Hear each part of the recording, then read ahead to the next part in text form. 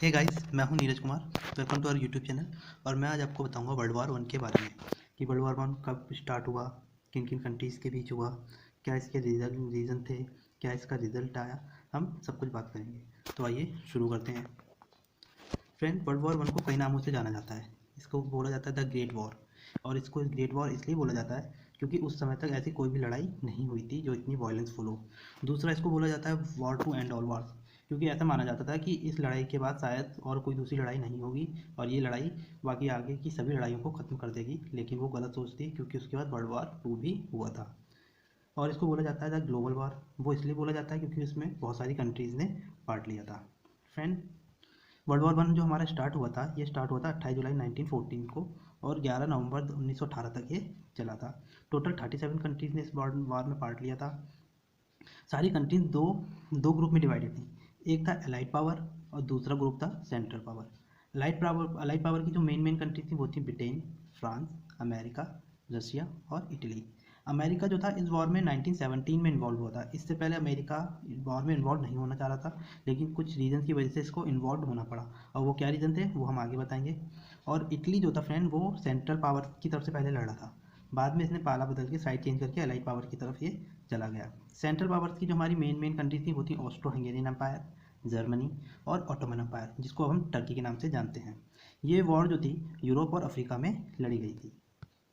क्या रीजन थे वॉर के? इसके जो रीजन्स थे फ्रेंड, उसको हम मेन से बुलाते हैं, मेन से डिनोट करते हैं, जिसमें एम मिलिट्रिज्म को डिनोट करता है, ए अलाइंसिस के लिए है, आई इंपीरियलिज्म के लिए है और एन नेशनलिज्म के लिए है। आइए देखते हैं ये क्या रीज़न थे। मिलिट्रिज्म क्या रीज़न था? उस टाइम जो जितनी भी कंट्रीज थी वो सब अपनी मिलिट्री पावर्स को बहुत ज़्यादा बढ़ा रही थी, अपनी सैन्य पावर को बहुत ज़्यादा बढ़ा रही थी। सभी लोग अपनी कंट्री में नए नए हथियार बना रहे थे, बहुत सारी मशीन गन बन रही थी, टैंक बन रहे थे। उस टाइम पहली बार जो मशीन गन और टैंक का यूज़ हुआ था इसी वर्ल्ड वॉर 1 में ही हुआ था। इसके अलावा शिप्स बन रहे थे बहुत सारे। तो इस टाइप से सभी कंट्रीज जो थी अपनी अपनी आर्मी पावर को बहुत ज़्यादा बढ़ा रही थी। और उस टाइम सबसे बड़ी जो आर्मी पावर थी वो ब्रिटेन और जर्मनी की थी। और सभी कंट्रीज ब्रिटेन और जर्मनी की तरह ही पावर को अपने बढ़ाना चाह रही थी। कुछ कंट्रीज तो ऐसी भी सोचने लगी थी कि उनकी आर्मी पावर जो थी बहुत ज़्यादा बढ़ गई है और इस वजह से वो लोग ऐसा सोचने लगे थे कि उनको कोई भी दूसरी कंट्री हरा नहीं सकती थी, जो एक गलत सोच थी उन कंट्रीज़ की। इसके बाद हमारा दूसरा जो रीज़न था वो था अलायंसेस। अलायंसेस क्या था? जो भी उस टाइम कई कंट्रीज जो थी संधियाँ कर रही थी आपस में, क्योंकि सब कंट्रीज़ को पता था कि वॉर किसी से भी किसी की वॉर हो सकती है। तो कंट्री जो थी आपस में अलायंसेस करती थी, संधियाँ करती थी। और क्या संधियाँ करती थी कि जैसे कि अगर दो कंट्रीज़ ने आपस में संधि करी, उन दोनों कंट्रीज़ पे किसी तीसरी कंट्री ने अगर अटैक किया तो वो दोनों कंट्री मिलकर उस तीसरी कंट्री के अगेंस्ट फाइट करेंगी। ये अलायंसेस होती थी। और ये अलायंसेस फ्रेंड इतनी सीक्रेट होती थी कि किसी भी तीसरी कंट्रीज़ को ये इस अलायंसेस के बारे में पता नहीं चलता था। तो हमारी कुछ मेन अलाइंसेस थी वो देखते हैं। सबसे पहले तो जो अलाइंसेस थी, इसको सीक्रेट अलाइंसेस को स्टार्ट किया था जर्मन चांसलर बिस्मार्क ने।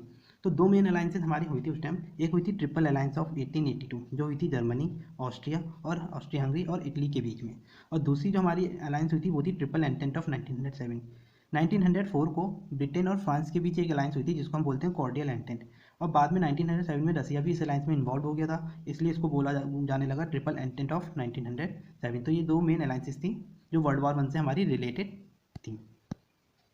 अब जो हमारा तीसरा रीज़न है फ्रेंड, वो है इंपीरियलिज्म। इंपीरियलिज्म क्या है? उस टाइम जितनी भी कंट्रीज़ थी वो सभी दूसरी कंट्रीज़ में अपना कब्जा करना चाहती थी, अपनी कॉलोनीज बना रही थी। और इस चीज़ के लिए अफ्रीका सबसे इंपॉर्टेंट कॉन्टिनेंट था ये, क्योंकि अफ्रीका जो था बहुत बड़ा कॉन्टिनेंट था, उसमें बहुत सारे रिसोर्सेज थे, बहुत सारी कंट्रीज़ थी। तो ज़्यादातर कंट्री अफ्रीका में अपना जो था कब्जा करना चाहती थी। और इस कब्जे की होड़ में ब्रिटेन सबसे ज़्यादा आगे था। ब्रिटेन ने बहुत सारी कंट्रीज़ में कब्जा कर लिया था जिस टाइम, जैसे कि आप जानते हैं ब्रिटेन, इंडिया भी ब्रिटेन के ही कब्जे में था। और ब्रिटेन ने लगभग वर्ल्ड की 25% कंट्रीज़ पे जो था, वर्ल्ड की 25% कंट्रीज़ पे कब्जा कर रखा था ब्रिटेन ने। ये जो आप इसमें देखिए मैप में जो डार्क ग्रीन कलर देख रहे हैं, ये एलाइड पावर्स की कंट्रीज़ हैं। जो एलाइड पावर हमने अभी पीछे पढ़ा था वो एलाइड पावर्स की कंट्रीज़ हैं।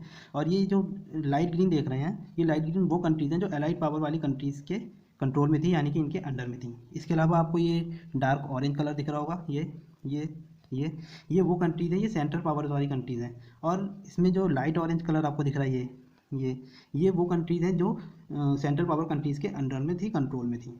तो ये है रसिया, ये अमेरिका, ये देखिए ये सेंट्रल पावर्स की मेन कंट्रीज़, अलाइड पावर्स की मेन कंट्रीज़ हैं। रशिया, अमेरिका, ये ब्रिटेन है ये। और जो आपकी सेंट्रल पावर की कंट्रीज थी वो थी ये ऑटोमन एम्पायर, ये आपका फ्रेंड, ये देखिए आपको ऑस्ट्रो हंगेरियन एम्पायर है, ये जर्मनी है। तो ये जो थी मेन, इस टाइप से पूरा जो वर्ल्ड वॉर 1 का कंट्री थी डिवाइडेड थी। आइए आगे बढ़ते हैं। अब हमारा जो फोर्थ रीजन है वो है नेशनलिज्म। क्या था उस टाइम जो था पूरे यूरोप में नेशनलिज्म की जो फील थी वो पूरे यूरोप में फैल गई थी। सभी लोगों में देशभक्ति की भावना आ गई थी। सभी लोग चाहते थे कि अगर लड़ाई हो तो हम हारे नहीं, किसी से जीत हमारी ही हो, और उसमें नेशनलिज्म काफ़ी ज़्यादा फैल गया था। इसलिए उस टाइम जो वार हुई थी उसको ग्लोरी ऑफ वॉर बोला गया। आइए, तो ये तो 4 रीज़न जो थे ये थे। इसके बाद क्या हुआ, एक पोस्टर छपा था वर्ल्ड वॉर 1 से ठीक पहले, जिसमें आपको दिख रहा होगा, ये जो छोटा बच्चा दिख रहा है ये है सर्बिया, ये ऑस्ट्रिया है, ये रशिया, ये जर्मनी, ये फ्रांस, इंग्लैंड। तो यहाँ पर सर्बिया ऑस्ट्रिया से कह रहा है कि अगर तुम मुझे मारोगे तो तुम्हारे पीछे रसिया तुम्हें मारेगा। ऐसे ही ऑस्ट्रिया रशिया से कह रहा है कि अगर तुम मुझे मारोगे तो तुम्हारे पीछे जर्मनी जो खड़ा है वो मुझे मारेगा। ऐसे ही रशिया जर्मनी से कह रहा है कि अगर तुम मुझे मारोगे तो तुम्हारे पीछे फ्रांस जो खड़ा है वो मुझे मारेगा। तो और ये जो पोस्टर था उस उस वॉर के रिस्पेक्ट में बिल्कुल सही था, क्योंकि जब वॉर हुई थी तो सर्बिया, रशिया और फ्रांस एक साथ मिलकर लड़े थे, ऑस्ट्रिया और जर्मनी एक साथ मिलकर लड़े थे। इसके बाद आउटब्रेक क्या था उस वॉर का। आउटब्रेक क्या होता है, जैसे कि वॉर के रीज़न तो हो गए थे, लेकिन जो एक मेन जो चिंगारी लगाई जिस चीज़ ने, वो क्या इंसिडेंट हुआ था उसके बारे में हम बात करते हैं। तो क्या था, ऑस्ट्रो हंगेरियन एम्पायर में उस टाइम 1914 में हंसबर्ग डायनेस्टी का रूल था, और हंसबर्ग डायनेस्टी का जो प्रिंस था वो था आर्क ड्यूक फ्रेंच फर्डिनेंड। और ये क्या था, एक बार जून 1914 को अपनी वाइफ सोफ़ी के साथ साराजेवो, एक बोस्निया जो कंट्री है उसकी सिटी है साराजेवो, वहाँ पर एक टूर पे गया था। तो 28 जून 1914 को फर्डिनेंड और उसकी वाइफ को गैब्रिएलो प्रिंसिप नाम के आदमी ने वहाँ पर उनकी गोली मार के हत्या कर दी। और ऑस्ट्रिया ने इस जो इंसिडेंट का जो ब्लेम था वो सर्बिया पे लगाया। और ये सर्बिया पे क्यों लगाया ऑस्ट्रिया ने ब्लेम, क्योंकि बोस्निया जो थी वो ऑस्ट्रो हंगेरियन एम्पायर के कंट्रोल में थी ये, और सर्बिया बोस्निया को क्या करवाना चाह रहा था, फ्रीडम दिलवाना चाह रहा था। इसलिए ऑस्ट्रिया ने सर्बिया को ब्लेम किया उस इंसिडेंट के लिए। देखिए यहाँ पर आप देख रहे हैं ये आदमी जो है फर्डिनेंड और उसकी वाइफ सोफी को गोली मारकर उनकी हत्या कर रहा है। इसके बाद आया जुलाई क्राइसिस। जुलाई क्राइसिस क्या था फ्रेंड, जुलाई में कुछ ऐसे इंसिडेंट हुए थे जिसकी वजह से वॉर को पूरी तरह से भड़क गई और वॉर स्टार्ट हो गई। जब क्या कहते हैं ऑस्ट्रिया का प्रिंस मरा था तो ऑस्ट्रिया ने सर्बिया को एक अल्टीमेटम दिया सरेंडर करने के लिए, इसलिए सर्बिया ने रशिया से हेल्प मांगी। रशिया ने सर्बिया को 2 रीजन्स की वजह से हेल्प किया था। एक तो रशिया जो था बाल्टिक्स कंट्रीज़ में इंटरफेयर करना चाहता था। बाल्टिक्स एक सी है, समुद्र है, जिसके किनारे कुछ कंट्रीज़ हैं और जिसमें से सर्बिया एक कंट्री थी। इसलिए रसिया हमेशा से इस बाल्टिक्स कंट्रीज़ में इंटरफेयर करना चाहता था, इसलिए एक तो उसने सर्बिया की हेल्प करी। दूसरा, रसिया जो था साल्विक सर्बियंस को सपोर्ट करना चाहता था। साल्विक कौन थे, स्लैविक, सॉरी फ्रेंड, स्लैविक सर्बियंस को सपोर्ट करना चाहता था। स्लैविक कौन थे, वो लोग थे जो रशिया और सर्बिया में रहते थे, उनको स्लैविक सर्बियंस कहा जाता था। तो रशिया उनको सपोर्ट करना चाहता था। और जब रसिया सर्बिया की सपोर्ट में आया तो ऑस्ट्रिया ने जर्मनी से हेल्प मांगी। जर्मनी ने ऑस्ट्रिया को अपना पूरा सपोर्ट दिया और जर्मनी की सपोर्ट से ही ऑस्ट्रिया ने सर्बिया पे अटैक कर दिया। और जैसे ही ऑस्ट्रिया ने सर्बिया पे अटैक करा वैसे ही रशिया ने जर्मनी पे अटैक करना स्टार्ट कर दिया। और जर्मनी पे अटैक हुआ, जैसे ही रशिया वॉर में इन्वॉल्व हुआ, फ्रांस भी जर्मनी के खिलाफ खड़ा हो गया, क्योंकि रशिया, फ्रांस और ब्रिटेन में एक अलायंस हुई थी, ट्रिपल एंटेन, जो हमने अभी पीछे पढ़ी थी। और इसी के साथ फ्रेंड वॉर जो है आपकी स्टार्ट हो गई। तो आइए देखते हैं आगे क्या हुआ। वॉर जो आपकी मेन स्टार्ट हुई थी वो जुलाई 1914 में स्टार्ट हो गई थी। यहाँ पर देखते हैं जर्मनी ने क्या हुआ, फ्रांस में एंटर करना चाह रहा था। फ्रांस में एंटर करने के लिए वो बेल्जियम के रास्ते जाना चाहता था। तो देखिए ये है जर्मनी, ये है बेल्जियम और ये है फ्रांस। तो जर्मनी जो है इस रास्ते से फ्रांस में एंटर करना था, तो इसलिए जर्मनी ने पहले बेल्जियम में एंटर किया। और जैसे ही जर्मनी ने बेल्जियम में एंटर किया वैसे ही ब्रिटेन ने जर्मनी पर अटैक कर दिया, क्योंकि ब्रिटेन और बेल्जियम के बीच 1839 में एक अलायंस हुई थी।